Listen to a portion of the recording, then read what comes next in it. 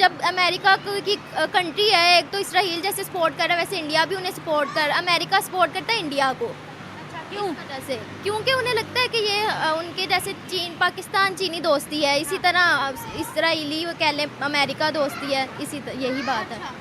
तो ये आपसी मफाद को मद्देनजर रखते हुए बैलेंस्ड फ्रेंडशिप है या फिर एक हाथ ऊपर एक हाथ नीचे है? No better way to celebrate this day than to sing the Indian national anthem. So join me. Jana Gana Mana Atinayaka Jaya He Bharat Bhagya Vidata Punjab Sindh Gujarat Maratha हमारी पॉलिटिक्स में stability नहीं है बिल्कुल भी, और हमारे politics की जितनी रिस्पेक्ट है, हमारे पॉलिटिकल जो हमारी लीडरशिप है उनकी जितनी रिस्पेक्ट है, उस हवाले से अगर देखा जाए तो इतनी ही रिस्पेक्ट करनी बनती भी है उनके पाकिस्तान के हवाले से। पाकिस्तान को अगर हम इकोनॉमी के हवाले से देखें, हम लोग डिपेंडेंट है सुपर पावर्स के ऊपर, और जब हमारा हाथ नीचे होगा और देने वाला हाथ ऊपर होगा तो वो इसी तरह से रिस्पेक्ट करेंगे। और वाइल अगर हम देखें इंडिया को, तो India is definitely is going to be a super. जय हिंद दोस्तों, स्वागत है आपका हमारे चैनल पर। आज के वीडियो में हम बात करेंगे एक ऐसा पल के बारे में जिसने भारतीय के दिलों को गर्व से भर दिया है दोस्तों, और पाकिस्तान में भी चर्चा का विषय बन गया है। जी हाँ दोस्तों, हम बात कर रहे हैं अमेरिकी सिंगर मैरी मिलवेन की, जिन्होंने भारत के रिपब्लिक डे के मौके पर भारतीय राष्ट्रगान गाकर पूरे विश्व का ध्यान खींचा। दोस्तों अब देखते हैं कि इस पर पाक मीडिया और पाक पब्लिक का क्या कहना है। हमारे साथ बने रहे और आपसे मिलते हैं वीडियो के अंत में। देखें तो पाकिस्तान का जो पॉलिटिकल नैरेटिव है, अगर देखा जाए तो हमारी पॉलिटिक्स में स्टेबिलिटी नहीं है बिल्कुल भी, और हमारे पॉलिटिक्स की जितनी रिस्पेक्ट है, हमारे पॉलिटिकल जो हमारी लीडरशिप है उनकी जितनी रिस्पेक्ट है, उस हवाले से अगर देखा जाए तो इतनी ही रिस्पेक्ट करनी बनती भी है उनके पाकिस्तान के हवाले से। पाकिस्तान को अगर हम इकोनॉमी के हवाले से देखें, हम लोग डिपेंडेंट है सुपर पावर्स के ऊपर, और जब हमारा हाथ नीचे होगा और देने वाला हाथ ऊपर होगा तो वो इसी तरह से रिस्पेक्ट करेंगे। और वाइल अगर हम देखें इंडिया को, तो India is definitely is going to be a super power soon. Basic necessities ही पूरी नहीं हो रही तो फिर आगे तरक्की का तो कोई प्रोग्रेस का तो कोई चांस ही नहीं है ना। और जब कोई प्रोग्रेस ही नहीं करेगा, इवन तो अगर कोई प्रोग्रेस कर भी रहा है तो हम उसकी लेग पुलिंग में लगे हुए हैं। अगर हम लीडरशिप की बात करें, चाहे नॉर्मल सिटीजन हो चाहे कोई भी हो, तो अगर लेग पुलिंग करेंगे, अगर हम किसी को आगे आने नहीं देंगे तो यही कुछ होगा जो कि हो रहा है। अच्छा, आपने बोला कि हमारा हाथ नीचे है और उनका हाथ जो है वो ऊपर है। हम लोग जो है वो लेने वालों में से हैं, देने वालों में से नहीं है। अच्छा, ये तो अमेरिका की सिंगर थी ना। अगर हम अपने मुस्लिम देशों में ही देखें, आपको पता दुबई ने रिपब्लिक डे पर इंडिया के झंडे लगाए हैं वहाँ पर अपनी सड़कों के ऊपर। तो मुस्लिम कंट्रीज भी हमें रिस्पेक्ट नहीं दे रही है। इसके पीछे की वजह क्या, जिसके साथ हमारा मुसलमानों का रिश्ता है, कलमे का रिश्ता है, वो भी हमें प्रेफर नहीं कर रही, वो भी हिंदुस्तान को प्रेफर कर रही है। इसके पीछे का क्या वजह लगती है आपको?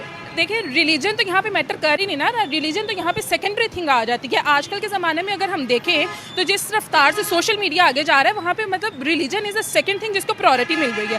पहली चीज़ क्या है, यहाँ पे आपस में एक दूसरे के जो इंटरकनेक्टेडनेस है और आपस में एक दूसरे से मफादात जो हैं, जो एक दूसरे से अगर हम देखें भी तो वहाँ पर जाके पाकिस्तानी क्या कर रहे होते हैं, पाकिस्तानियों के लिए उन्होंने एंट्री बंद कर दी थी। अब आई डोंट नो इवन कि अब उन्होंने अभी भी पाकिस्तानियों के लिए एंट्री है या नहीं है, लेकिन वीज़ाज उनके लिए बंद कर देते। क्यों? क्योंकि यहाँ के जो हमारे अपने सिटीजन हैं वो वहाँ पे जाकर ड्रग एडिक्शन और ट्रैफिकिंग कर रहे हैं, ये सब कुछ कर रहे हैं। वाइल इंडिया क्या कर रहा है? इंडिया तरक्की ही कर रहा है, अपने मुल्क का नाम भी रोशन कर रहा है, और इंटरनेशनली भी वो बहुत ज़्यादा वैल्यूड किया जा रहा है उसका काम। इंडियंस बाहर जाके ऐसी हरकतें नहीं करते हैं? बेस करते होंगे, क्यों नहीं करते होंगे, लेकिन वो मेरे ख्याल से जहाँ तक वो आटे में नमक के बराबर ही काम होगा। लेकिन पाकिस्तानी लेकिन पाकिस्तान का भी इसके अंदर ऐसा कोई इतना नहीं है। अगर हम देखें तो पाकिस्तान को अपनी कंट्रीज़ के अंदर अगर चांस नहीं मिल रहा है, यहाँ पे इतनी ज़्यादा पुअर मतलब पुअर्टी लाइन से नीचे अगर हैं यहाँ पे लोग, तो वो कोई ना कोई चांस ही देखते हैं कि कहीं ना कहीं से रातों रात पैसा मिल जाए, कुछ ना कुछ, यानी अपनी स्टेबिलिटी को मेंटेन करने के लिए कर रहे हैं। गलत तो है लेकिन कर रहे हैं। बिल्कुल ऐसा ही है, ये सब चीज़ें तो हो रही हैं।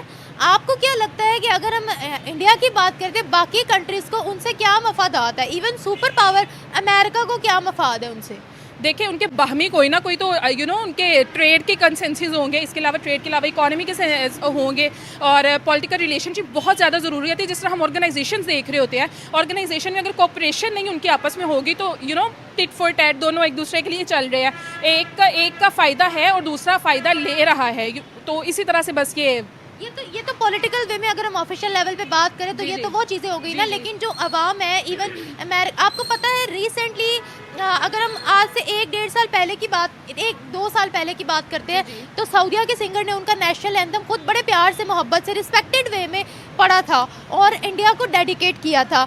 अभी अमेरिका की सिंगर भी बार बार ऐसे ही करती है।